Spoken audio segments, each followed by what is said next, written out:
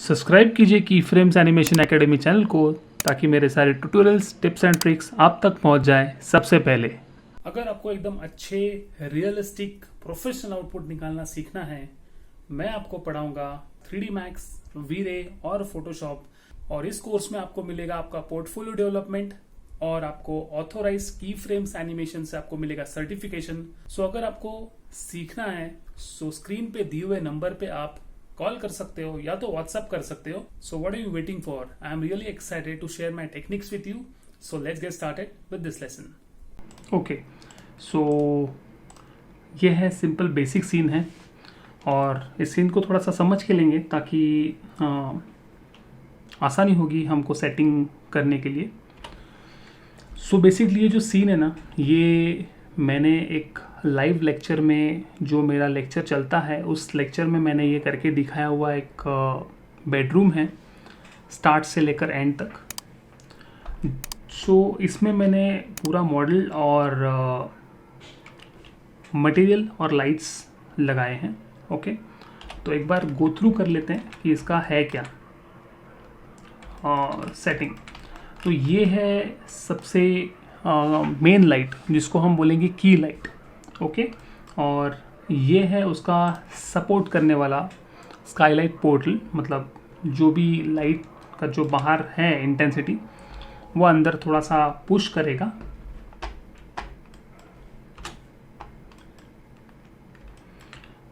और इसके पीछे कुछ लाइट है, मतलब यहाँ पे पीछे ऐसे लाइट लगाए हैं फॉल सीलिंग के यहाँ पीछे, और यहाँ पे छोटे छोटे लाइट्स यहाँ पे प्लेस किए हैं। ओके, सो एज सच जो फॉल सीलिंग का जो पीछे का लाइट है वो एक्सेंट लाइट है, मतलब इतना कुछ उससे ज़्यादा लिटअप नहीं होने वाला। इससे थोड़ा कंट्रीब्यूशन आने वाला है, ये जो यहाँ के लाइट्स हैं इससे कंट्रीब्यूशन अच्छा आने वाला है। ओके, तो अब हम डिस्कस क्या करेंगे इस वीडियो में कि आपको टेस्ट वेंडर्स किस सेटिंग में होना चाहिए, टेस्ट वेंडर्स कैसे करने चाहिए, उसकी सेटिंग क्या होनी चाहिए, और जब भी हम फाइनल रेंडरिंग करते हैं उसकी सेटिंग क्या होनी चाहिए कि जिससे आपको अच्छी तरह से क्रिस्प क्वालिटी मिले और आपका स्पीड भी रहे। दोनों चीज़ संभालना आना चाहिए। ऐसा नहीं कि नहीं हमको रेंडर करना है तो 3-3 4-4 घंटा सीन रेंडर ही चल रहा है, तो ऐसा नहीं होना चाहिए। उससे क्या होगा, कुछ सेटिंग नहीं है, बाय डिफ़ॉल्ट है उसमें खाली रेंडर प्रेस कर दो, वो अपने आप होते रहेगा, 1 घंटा 2 घंटा जितना भी है चलता रहेगा। तो फिर बेसिकली देर इज़ नथिंग, मतलब उसमें there is no talent in that. Okay, so यहाँ पे आई प्रेस F10 और ये यहाँ पे देखो ये रेंडर सेटअप है। जैसे ही मैं यहाँ पे रेंडर सेटअप पे क्लिक करता हूँ, the first is common.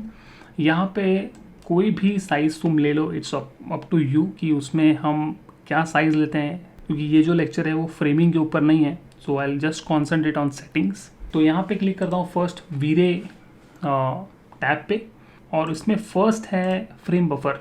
Okay, तो फ्रेम बफर में बेसिकली तुमको काम करना ही चाहिए, मतलब हम यहाँ से जो भी रेंडर करने वाले हैं वो फ्रेम बफर में ही करने वाले हैं। ओके, सो यहाँ पे मैं इसको यहाँ पे क्लिक करता हूँ।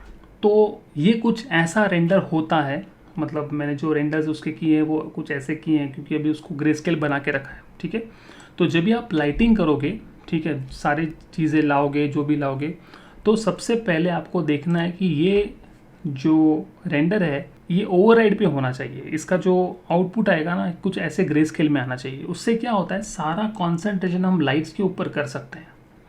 फिर तुम लाइट्स के ऊपर कॉन्सेंट्रेट करो, उसकी इंटेंसिटी के ऊपर कॉन्सेंट्रेट करो, उसका जो वार्म लाइट है, कूल लाइट है, उसके ऊपर कॉन्सेंट्रेट करो, ताकि मटेरियल आपके बीच में ना आए काम करते वक्त।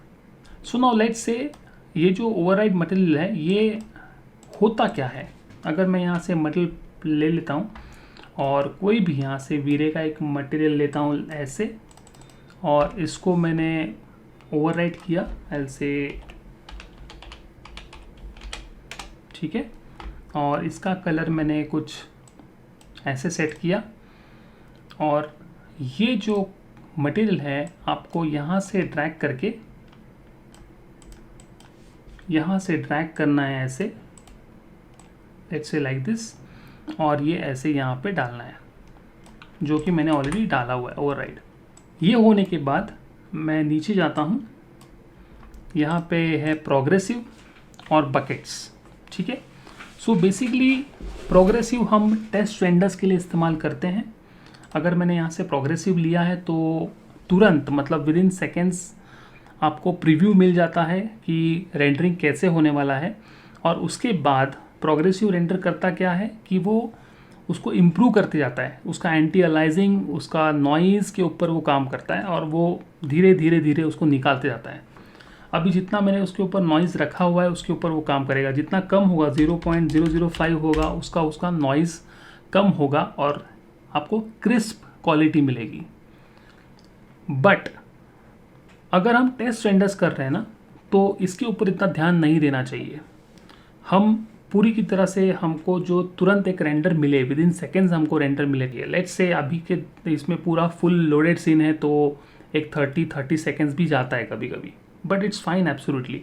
एक 1.5 मिनट रेंडर हिट करने के बाद उसको देखो और नहीं हुआ तो वापस रेंडर करो, तो वो एक्चुअली देखा जाए तो it's very time consuming. Okay, तो इसके लिए हमको क्या करना है, मैं कुछ वैल्यूज़ बोलता हूँ यहाँ से 0.05 करना है, राइट। ये जो वैल्यू है ना 0.05, ये बहुत ही गंदा वैल्यू है। अगर इस वैल्यू से अगर हमने रेंडर निकाला ना तो एकदम नॉइजी और बहुत ही गंदा रेंडर आएगा, ठीक है। बट यस, इसके साथ में हमको एक दूसरा ऑप्शन ऑन करना है, वो है डी नॉइज़र का। याद रखो, जैसे ही हमने यहाँ से कम कर दिया, ऐसे रेंडर एलिमेंट्स मैं यहाँ से ऐड करता हूँ और ऐड करने के बाद ऐसे वीरे डी नॉइज़र, देखो यहाँ पे एक रेंडर एलिमेंट है, आपको खाली यहाँ से ऐड करना है। वीरे डी नॉइज़र को खाली ऐड कर दो, बाकी कुछ भी यहाँ नहीं करना। ओके, नीचे सेटिंग में भी नहीं कुछ करना है क्योंकि अभी फ़िलहाल हम CPU रेंडरिंग ही कर रहे हैं। अगर हम GPU रेंडर यूज़ करेंगे तो यहाँ से NVIDIA AI डिनॉइज़र यूज़ करेंगे, अगर हम GPU रेंडरिंग यूज़ करेंगे तो। बट अभी के लिए तो हम CPU रेंडर ही इस्तेमाल कर रहे हैं, इसके लिए हम वीरे डिनॉइज़र बाय जो डिफ़ॉल्ट है वही इसको रखेंगे। सो मैं यहाँ था वीरे के टैब में मिनिमम सबड्यूस और मैक्सिमम सबड्यूस। तो बेसिकली ये क्या है, अगर मैंने यहाँ से 1 रखा तो ऑफ कोर्स यहाँ से मैं उसका डिटेलिंग कम कर रहा हूँ, सैम्पल्स डिस्ट्रीब्यूशन की जो डिटेलिंग है वो मैं कम कर रहा हूँ। तो ये कम करने से क्या होगा, स्पीड बढ़ेगा, ठीक है। और अगर समझो मैंने यहाँ पे 8 रखा, 8, 16, 32 ऐसे जाके बढ़ाया तो भी चलेगा। बट समझो मैंने अगर यहाँ पे 8 वैल्यू रखा तो अच्छा क्वालिटी भी मिलेगा और क्रिस्प क्वालिटी भी मिलेगा और आपको स्पीड भी मिलेगा। ओके, अभी हम चेक करते हैं इसको। यहाँ पे मैं इस इमेजेस को निकाल देता हूँ ताकि हमने उसको ना एकदम शुरू से ही उसको कंपेयर करेंगे। ओके, नाउ लेट्स से यहाँ से प्रोग्रेसिव रेंडर में ऑन कर रहा हूँ। तो जितना समय लगेगा प्रोग्रेसिव रेंडरिंग के लिए वो हमको पता चलेगा, मतलब सेव करते वक्त हमको दिखाएगा। सो मैं ये अभी का वीडियो अभी पॉज कर रहा हूँ। सो ये क्वालिटी हमको मिली है as a test render. Okay, ठीक है, अभी हम इसको यहाँ पे सेव कर लेते हैं, ठीक है। सबसे पहला मैं यहाँ से जो चीज़ नहीं चाहिए मैंने उसको बंद कर देता हूँ। जैसे इमेज फिल्टर मैं नहीं लेता हूँ, मैं हर वक्त नहीं लेता हूँ, मैं इसको बंद कर देता हूँ। Okay fine. कलर मैपिंग मैं यहाँ से लीनियर मल्टीप्लाई रखूँगा, सरप्राइजिंग है पर देखो क्या होता है। Okay, I will click on GI। मैं यहाँ से ब्रूट फोर्स नहीं लूँगा, मैं यहाँ से इरेडियंस मैप लेता हूँ which is faster than brute force. तो यहाँ से इरेडियंस मैप लेता हूँ और इरेडियंस मैप में चलो वेरी लो पे है तो वेरी लो पे ही रखेंगे। ओके, ये सब ठीक है। यहाँ से आई ओपन लाइट केश भी 500 है, एक्चुअली बाय डिफ़ॉल्ट 1000 होता है तो ये बाय डिफ़ॉल्ट 500 है, ठीक है। सेटिंग में यहाँ पे एज सच कुछ नहीं, बट मेक श्योर ये 0 होना चाहिए, यहाँ पे कोई वैल्यू नहीं होनी चाहिए। अगर समझो यहाँ वैल्यू होगी तो क्या होगा, ये जो मेमोरी यूसेज है मतलब रैम का जो यूसेज है ना वो उसके ऊपर रेस्ट्रिक्टेड रहेगा। ओके, 0 रहेगा तो वो खुद डिसाइड करेगा कि उसको कितना रैम चाहिए। Okay, specifically for progressive rendering आपको जो तुरंत रेंडरिंग दिखने मिलता है ना वो सारा जो स्टोरेज होता है वो रैम के ऊपर होता है। उसका जो तुरंत एक इमेज जो बनती है वो रैम के ऊपर स्टोर हो जाती है और फिर फ्लैश में अपने को दिखती है। तो प्रोग्रेसिव में ये बहुत मैटर करता है कि हम उसको ज़ीरो ही रखें। बकेट रेंडरिंग क्या होता है, मतलब ये सेकेंड टाइप का जो रेंडर होता है बकेट टाइप, उसमें क्या होता है कि जितना आपका रैम है फॉर एग्जांपल, तो जितना बड़ा आप बॉक्स लोगे, मतलब बड़े बड़े बकेट्स लोगे, उतना रैम ज़्यादा लगेगा आपको। ठीक है, मैं आता हूँ उस पॉइंट के ऊपर। सो नाउ लेट्स से मैं रेंडर एलिमेंट्स में जाता हूँ। यहाँ से मैंने डीनॉइज़र डाला हुआ है। ठीक है, इसके लिए यहाँ पे कुछ नॉइज़ नहीं आ रहा। फाइन, अभी तो अपना वैल्यूज़ बहुत कम है। ठीक है, अभी हम इसको मैंने सेव कर लिया है। यहाँ पे दिख रहे हैं 2 मिनट्स कुछ 17 सेकेंड्स। वापस मैं इसको रेंडर करता हूँ। प्रोग्रेसिव की ब्यूटी ये है कि रेंडर होने के बाद भी वो रुकता नहीं है, वो चलते रहता है, वो उसको इम्प्रूव करते रहता है। तो जैसा ही आपको एक अच्छी क्वालिटी का इमेज मिले, मतलब हो जाए सामने, तो आप तुरंत एस्केप प्रेस कर सकते हो, राइट। सो जनरली क्या होता है, पीसी के सामने हम टेस्टिंग करते हैं, हम बैठते हैं ना, ऐसा नहीं कि रेंडर लगा के हम किधर चले गए जैसे बकेट रेंडरिंग में होता है। सो प्रोग्रेसिव रेंडरिंग का यही बेनिफिट है कि वो एक तुरंत इमेज आपको दिखा देगा। अभी वो सारा चीज़ कंपाइल कर रहा है, अभी तक हुआ नहीं है। कंपाइल होने के बाद तुरंत वो रेंडर करेगा। अगर आपको अच्छा लगे तो रखो, नहीं तो वापस कुछ चेंजेस करना है करो। देखो अभी वो इमेज बिल्ड कर रहा है। ओके, तो यहाँ पे देखा जाए तो तुरंत है, मैं यहाँ से एस्केप कर रहा हूँ। ठीक है, देखा जाए तो यहाँ पे एक्सपोजर बहुत ज़्यादा है, तो एक्सपोजर मतलब ज़्यादा लाइट भी हो रहा है वो, तो थोड़ा मैं लाइट एडजस्ट करता हूँ। बट इसको पहला सेव कर लेता हूँ। सेव करने के बाद कितना टाइम लगा इसको, 1 मिनट 8 सेकेंड्स, वे बिलो। ठीक है ना, इसमें और इम्प्रूव कर सकते हैं। वो कैसे, मैं वापस वीरे में आता हूँ। यहाँ पे जो मिनिमम शेडिंग ऑप्शन है ना, यहाँ पे 6 है, यहाँ पे मैं 2 कर देता हूँ। ओके, और यहाँ पे मैं 1 करता हूँ, जिससे थोड़ा डिस्टर्बेंस आएगा, आने दो, क्योंकि हम क्या कर रहे हैं, हम टेस्ट रेंडर कर रहे हैं। ठीक है ना, तो ऐसा कोई भी हमको क्या बोलते हैं उसको, तुम्हारे स्पीड में कोई डिस्टर्बेंस आए, ऐसा कोई वैल्यूज़ नहीं डालना है। ठीक है, तो यहाँ पे मिनिमम 1 है और मैक्सिमम भी 1 है, तो मतलब ज़्यादा ये देगा नहीं। ठीक है ना, उसको डिटेलिंग देगा नहीं, नो प्रॉब्लम, क्योंकि हम वहाँ ध्यान दे भी नहीं रहे। चलो, सो वापस मैं एक हिट करता हूँ रेंडर, बट उससे पहले मैं एक लाइट का इंटेंसिटी कम करता हूँ, वो है डोम लाइट। सो ये रहा डोम लाइट, इसका 40 है, मैं 20 कर देता हूँ, बहुत ज़्यादा है। वापस रेंडर हिट करता हूँ, और इस वक्त मैं पॉज नहीं करने वाला वीडियो, ताकि आपको ये समझे कि वो कितना जल्दी वो इमेज बिल्डअप कर रहा है। ओके, चलने दो। अभी मैंने ये जानबूझकर ये सीन क्यों लिया, क्योंकि इसमें फर है, 3D Max का फर है, तो ये जानबूझकर थोड़ा एक्स्ट्रा टाइम लेता है रेंडर करने के लिए। तो इससे क्या होता है, आपने को प्रैक्टिकलिटी टेस्ट में पता चलता है कि एक्चुअल में जब भी हम प्रोजेक्ट के ऊपर काम करते हैं, तो जो स्पीड होता है और एक्यूरेसी होती है, वो किस तरह से हैम्पर होती है अगर हम एक्स्ट्रा कुछ चीज़ें हमने ऐड किए तो। ओके, नाउ लेट्स से, अभी तक वो एक्चुअली नॉइज़ निकालने वाला नहीं है, मतलब this is the best what he can give right now. ठीक है, मैं एस्केप करता हूँ। ये क्यों आ रहा है मालूम है, क्योंकि हमने यहाँ से रखा है शेडिंग को, जो 8 था वो 1 कर दिया है। इससे ज़्यादा फ़र्क नहीं पड़ा है, इससे फ़र्क पड़ा है। ठीक है, नाउ लेट्स से मैंने इसको सेव किया, इसका कितना है 54 सेकेंड्स। ठीक है, कोई प्रॉब्लम नहीं है। चलो, now let's make max subdivs to 8। ठीक है, और यहाँ पे ठीक है। ओके, सो इसको मैं वापस अभी रेंडर हिट करता हूँ। अभी ये वाला जो रेंडर होगा, इसमें इतना डिस्टर्बेंस नहीं आएगा, क्योंकि मैंने जो उसका शेडिंग है वो थोड़ा इंक्रीज़ कर दिया है यहाँ से। If you see max subdivs is 8, ठीक है, जिसमें से इतना डिस्टर्बेंस नहीं आएगा, निकलना चाहिए।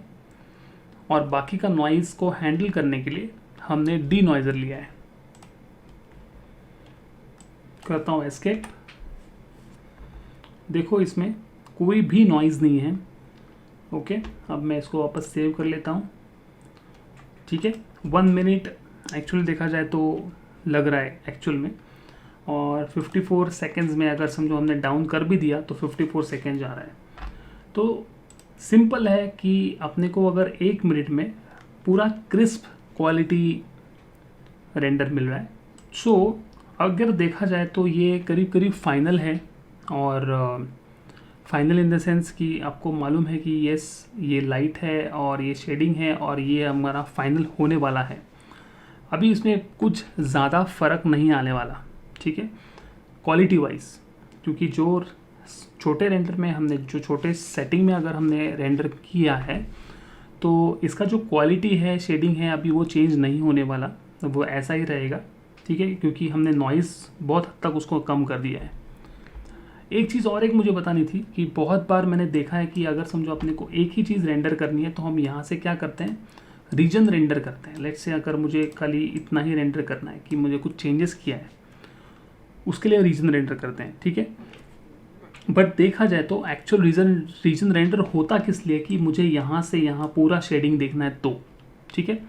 बट समझो मुझे बेड है और ये लेडी जो बैठी है उसका ही खाली टेक्सचरिंग चेक करना है, तो क्या करेंगे, मैं इसको क्लिक करके निकाल देता हूँ, यहाँ पे आता हूँ और यहाँ पे रखता हूँ सिलेक्टेड। ओके, तो उससे क्या होता है, जो भी चीज़ मैं सिलेक्ट करूँ, खाली सिलेक्ट, ठीक है, जैसे मैंने इसको सिलेक्ट कर लिया ऐसे, ओके, इसको सिलेक्ट कर लिया, इसको सिलेक्ट कर लिया, तो मैंने मेरा इंटरेक्टिव रेंडरिंग चालू कर देता हूँ। और ऑब्जेक्ट दोनों को आइसोलेट करना पड़ता है, फिर रेंडर करना पड़ता है, इतना दूर जाने की ज़रूरत नहीं है, खाली तुमको मास्क लगाना है, ठीक है। हमने मास्क में खाली जितने सिलेक्टेड है उतने उसको सिलेक्टेड रखा है, तो जो सिलेक्टेड रहेगा वही रेंडर होगा। तो यहाँ पे दिख रहा है कि जो सिलेक्ट है वही वो रेंडर कर रहा है। अगर समझो मैंने यहाँ से इसको बंद कर देता हूँ ताकि हम देख सके कि एक्चुअल कैसा रेंडर हो रहा है, ठीक है।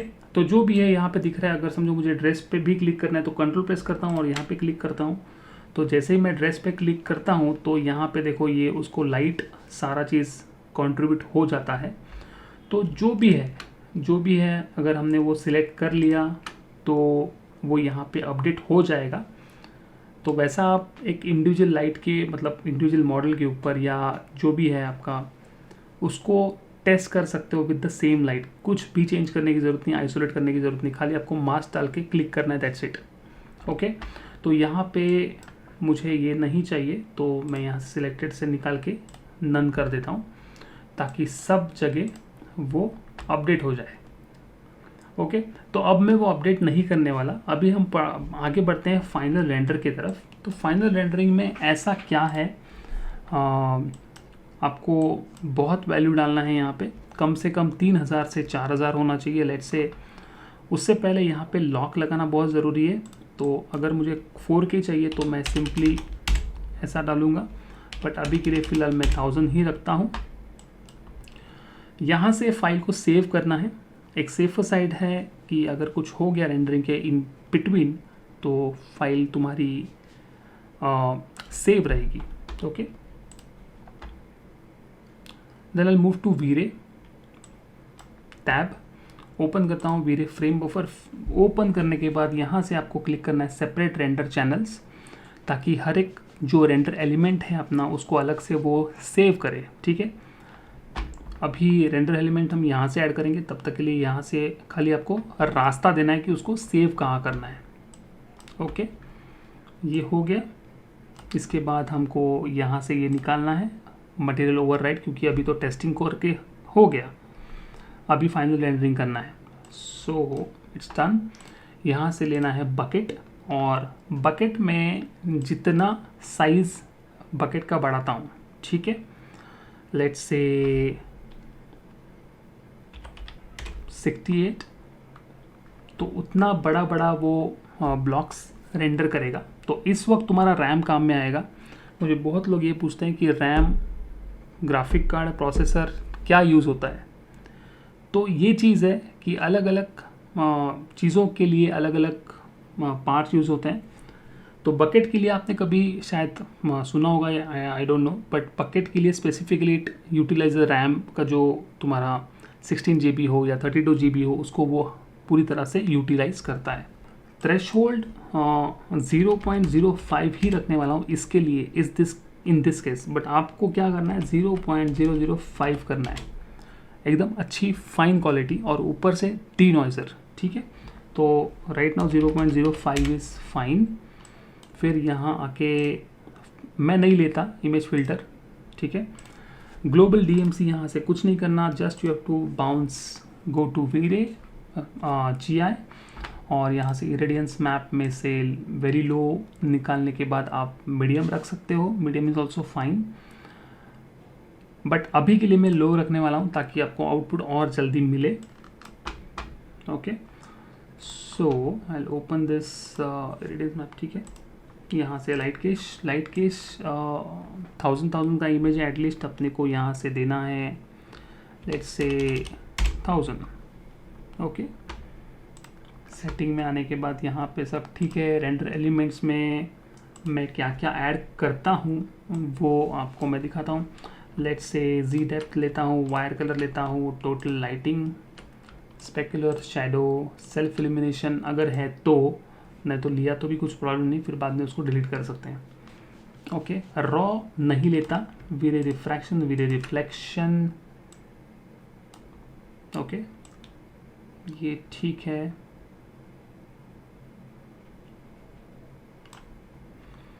मैं लाइट सेलेक्ट लेता हूँ, अभी भी लेता हूँ, लाइट मिक्स भी लेता हूँ। ओके, वीरे लाइटिंग और GI एक्स्ट्रा टेक्सचर और डीनॉइजर तो ऑलरेडी डाला हुआ है। ओके फाइन, आई से ओके।